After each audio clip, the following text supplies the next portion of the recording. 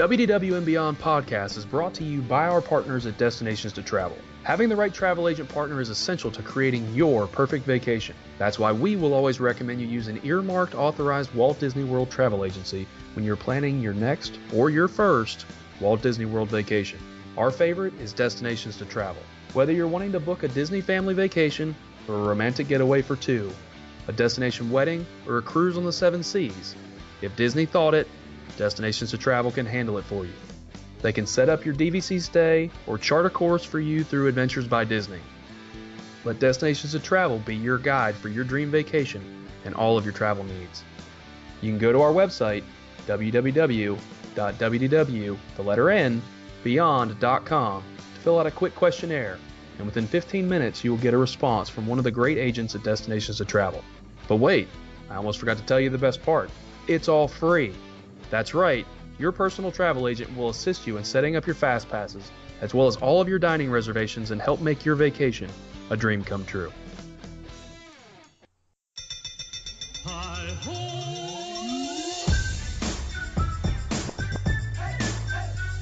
Hi-ho! Hi-ho!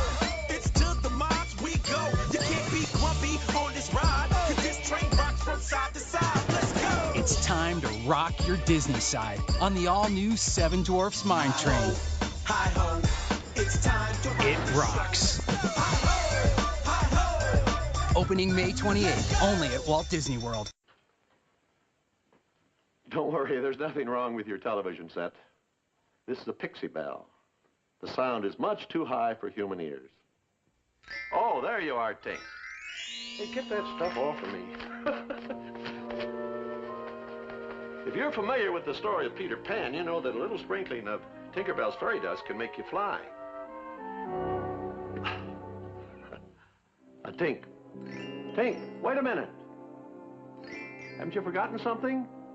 Aren't you going to take the audience along? This is Tower. Launch sequence engaged.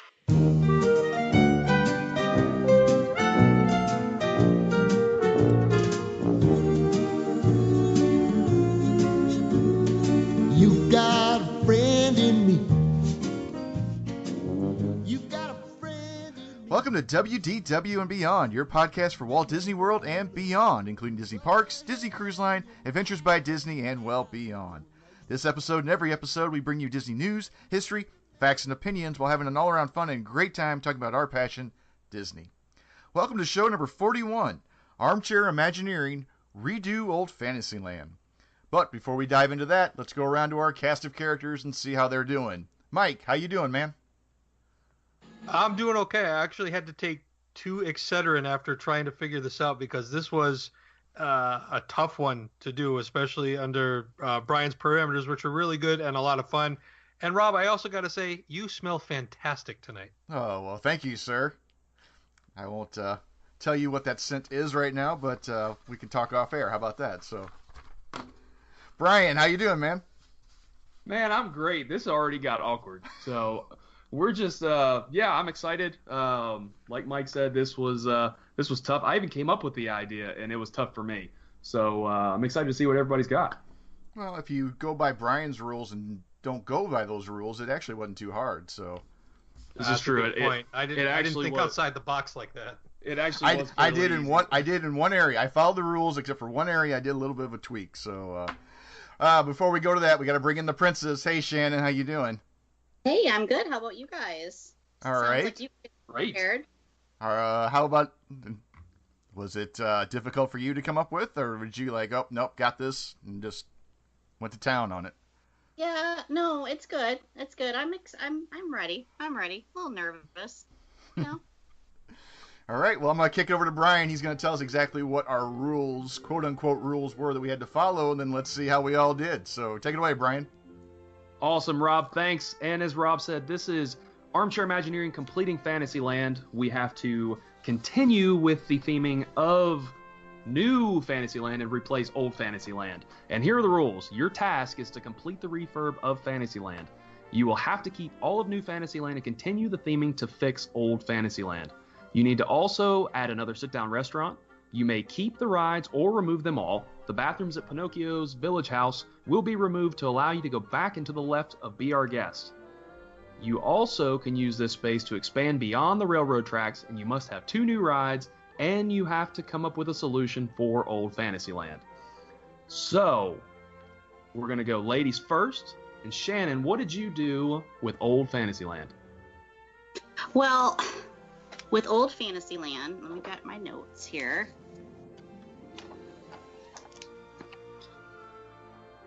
So, I decided when I was looking at Old Fantasyland and New Fantasyland and getting rid of Old Fantasyland, I kind of went on the realm of getting rid of some of the things of Old Fantasyland. The only thing that I really kept was the carousel, but I brought back an old favorite. Bet you can't guess what I brought back. Mr. Toad. Mr. Toad. Oh, Mr. Toad. I brought back Mr. Toad, but I enhanced it. Okay? So now you actually get to drive the car.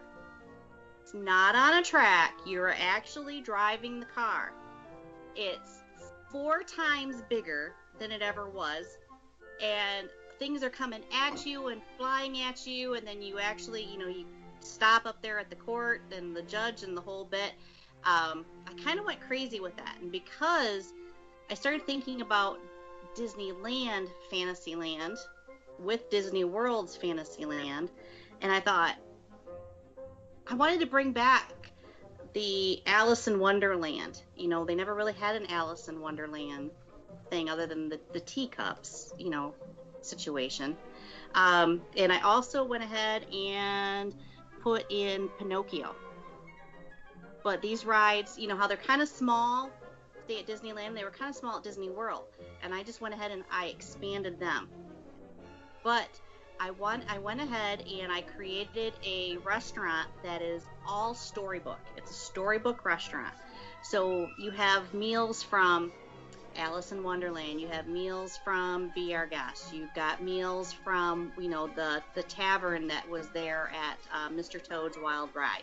You've got, there's a couple of bar scenes in that within Pinocchio. And you've got those restaurants too. So it's kind of like, not necessarily like a giant food court, but the restaurant itself is themed. It's sectioned off, and it's themed to all of the rides that are there within Fantasyland.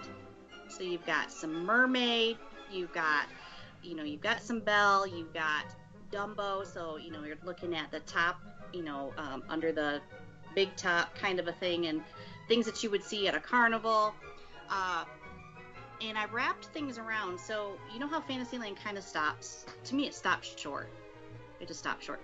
And being able to take out that section with where Pinocchio is, so Pinocchio expands and expands over into the railroad track, and like that way. Then I brought things around behind the Little Mermaid and wrapped it up and around past the teacups. So where the teacups are is where the restaurant kind of ends.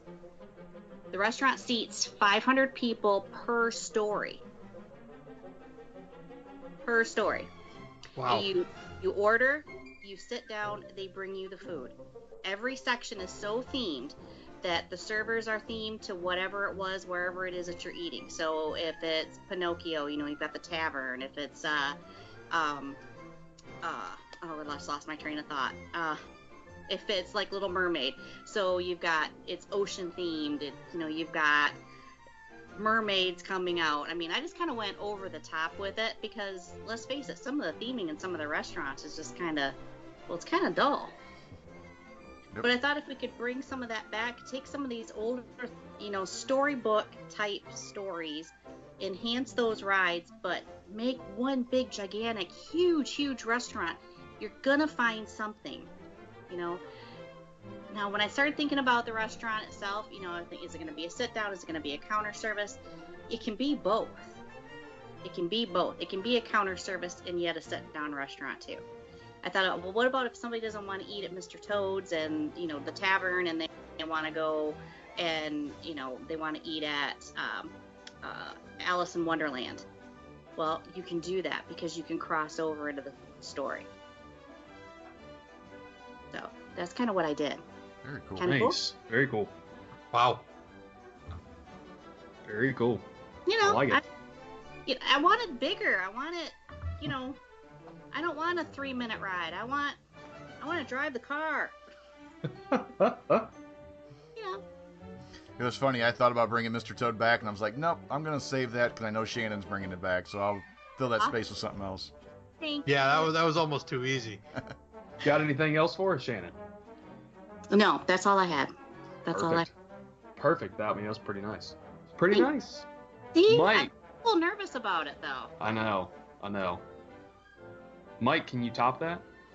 No, mine's awful. I don't even want to talk about mine, but I don't have much of a choice. You know, I thought about Old Fantasyland. I thought about ripping almost everything out of there, but I didn't want to be that guy that ruined, well, you know, the Magic Kingdom for tens of millions of people. So we're pretty much going to leave that as is, and we're going to kind of enhance the color scheme a little bit and go with a more of a Mary Blair type feel to the outside, kind of representing old vintage Disney, and transition that into the more modern, fairy tale-ish, realistic part of New Fantasyland. But one of the first things we're going to blow out the bathrooms between Pinocchio's and Be Our Guests, and we're going to build a gateway and a gateway and an imposing wall made of thick briars like you see in Sleeping Beauty, and we're going to transform that into a villain section of Fantasyland, because the villains never get their due. First thing we're going to put in there, we're going to put in an attraction. It's going to be a dark ride. It's going to be Cruella de Vil's Dalmatian Alley Ride. And it's going to be kind of in the vein of Mr. Toad's Wild Ride, where in your Bugatti Type 57, you chase the Dalmatians through country roads and crowded avenues and dark alleys of London as you race to get the puppies to safety before they are made into coats, all while being pursued by Cruella de Vil, who you never stop hearing in your ear. Did I just pee in your Wheaties there, Rob? We're gonna have some similarities. Let's just put it that way. Oh boy! All right. Wow. With all the options. And over in our villain area, which Dark Fantasyland didn't quite have the ring to it. Villain Vista, kind of maybe, but something not quite so imposing. That's also where we're going to have our table service restaurant.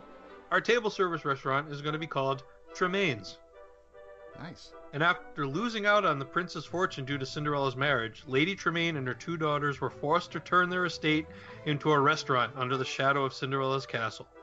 There are several rooms for guests to dine in, including the grand foyer and the kitchen, which will feature the restaurant's open kitchen concept, where guests can watch their meals being prepared.